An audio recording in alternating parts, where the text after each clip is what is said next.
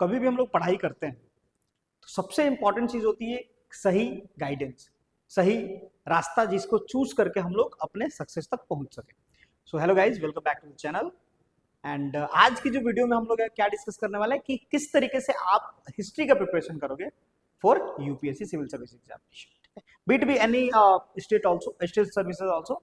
So before starting further I would like to tell you कि कभी भी जब आप किसी भी चीज का प्रिपरेशन करो, नॉट अबाउट यूपीएससी पर्टिकुलरली, किसी भी स्टेट का भी अगर आप प्रिपरेशन कर रहे हो स्टेट पीसीएस का, तो पहले सबसे इंपॉर्टेंट चीज होती है कि एक सही गाइडेंस, एक सही रोड मैप जिसके थ्रू आप अपने सक्सेस तक पहुंच जाओ।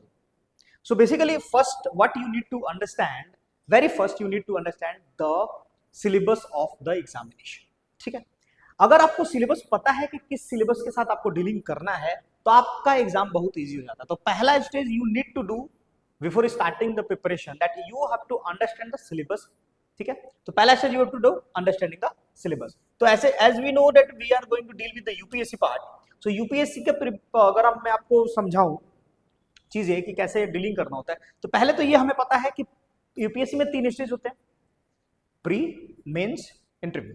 अगर आप प्री क्लियर करते हैं तो आपको मेंस में आंसर राइट लिखने का मौका मिलता है, फिर अगर आप मेंस क्लियर करते हो तो आपको इंटरव्यू के लिए बुलाया जाता है। ठीक है, लेकिन अब क्वेश्चन अराइजेस कि क्या हर कोई जो प्री में बैठते हैं उनको मेंस के लिए बुलाया जाता है? नहीं, ऐसा कुछ नहीं होता है। एक्चुअली क्या होता है, प्री जब आप क्लियर करते हैं तो कुछ बहुत कम बच्चे होते हैं जो इनको मेंस लिखने का मौका मिलता है, लेकिन mains is the main factor which decides your rank and your post. तो अगर आप मेंस अच्छे से डीलिंग करते हो, मेंस अच्छे से लिखते हो, तो आपको पोस्ट अच्छे तरीके अच्छा पोस्ट आएगा एंड आपको अच्छा मतलब रैंक भी आएगा।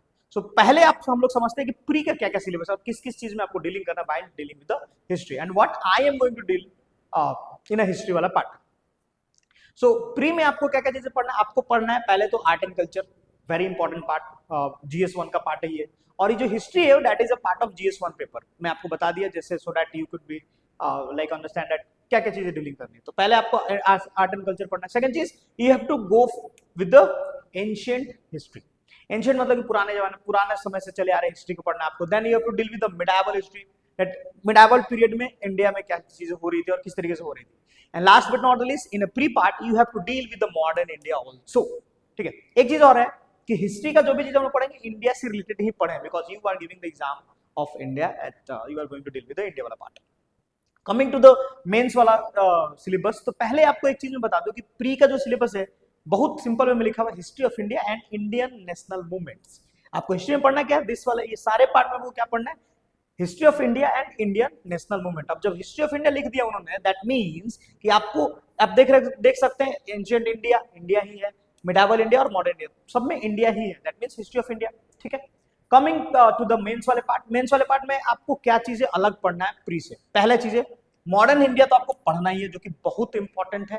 Second, you have to what extra you have to study for the mains is a world history and art and culture, आपको ऑलरेडी प्री में था, तो दो एक चीज आपको एक्स्ट्रा पढ़ना है, that is your world history. लेकिन इंपॉर्टेंट पॉइंट ये है कि as far as history is concern, आपको एंशिएंट और मिडाइवल मेंस के लिए पढ़ने का जरूरत नहीं है, बिकॉज वहां पे ऑलरेडी लिखा हुआ है हमारे सिलेबस में। अगर आप सिलेबस उठा के देखते हैं तो वहां पे लिखा हुआ है that is the history from mid of 18th century till present date, personalities, their contributions and basically about the modern India. ठीक है, अब ये मिड जो 18th सेंचुरी लिखा है, व्हाट डज दैट मींस, मतलब कि पहले तो 18th सेंचुरी कब स्टार्ट हुआ होगा, 18th सेंचुरी स्टार्ट हुआ होगा 1700 में टिल 1799। अब इसका मिड अगर हम लोग जाते हैं तो दैट कुड बी 1750, 1750 से लेकर प्रेजेंट डे तक आपको पढ़ना है क्या, हिस्ट्री पढ़ना है। ठीक है, अब आगे अगर हम पढ़ते हैं तो डायरेक्टली, और उसमें कौन कौन से पर्सनालिटी थे और उन्होंने क्या कंट्रीब्यूशन किया टुवर्ड्स आवर कंट्री। ठीक है, एक चीज और मैं आपको बोल दूं कि हिस्ट्री जो होता है वो एक पास्ट, हम लोग पास्ट के बारे में पढ़ते हैं, तो पास्ट के बारे में अगर आप पढ़ रहे हो और उसको अगर आप एक स्टोरी के तरीके से क्रिएट करते हो तो बहुत अच्छी तरीके से आपको याद रहेगा चीजें। ठीक है, ऐसा नहीं कि बस बुक उठाना और पढ़ते चले जाना, पढ़ते चले जाना, पढ़ते चले जाना, नहीं, you have to create, because history is all about story, about the past, कि कोई थे उस समय पास्ट में जिन्होंने कुछ स्टोरी बोला, दैट बिकम्स अ हिस्ट्री। और I used to tell it as a his story मतलब हिस्ट्री, जैसे आप समझ सकते हैं हिस्ट्री, HISTORY हिस्ट्री। अगर मैं आपको बाइफरकेट करूं इस चीज को तो that is his story, that is from my side, that आपको इजी में समझ में आया कि कोई था उस समय जो एक स्टोरी लिख के गया, वो बन गया हिस्ट्री, और उसी चीज को हम लोग आज पढ़ते हैं तो वो हमारा पास्ट के बारे में ही हो जाता है। ठीक है, आपको मेंस का सिलेबस समझ में आ गया होगा, आपको प्री का सिलेबस समझ में आ गया, मतलब कि you need to deal with the very first part of the preparation, that is your understanding the syllabus. Syllabus समझने के बाद जो नेक्स्ट स्टेप आपको फॉलो करना होता है, that is your stage 2, books decide करना कि कौन कौन सी बुक्स इंपॉर्टेंट है और कितना मुझे नोट्स उस बुक से बनाना है।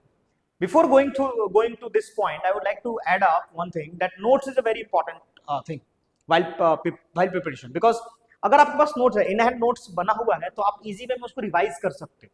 ठीक है, क्योंकि आप हर समय बुक निकाल के नहीं पढ़ सकते। ठीक है, सो ओके, पहली चीज है बेसिक क्लियर करने के लिए हमारे पास जो सबसे इंपॉर्टेंट चीज है वो क्या है, हमारे एनसीईआरटी। क्लास 6 से लेकर क्लास 12 तक आप अगर आप एनसीईआरटी पढ़ते हैं हिस्ट्री का, तो आपका बहुत इजी वे में बेसिक क्लियर हो जाएगा।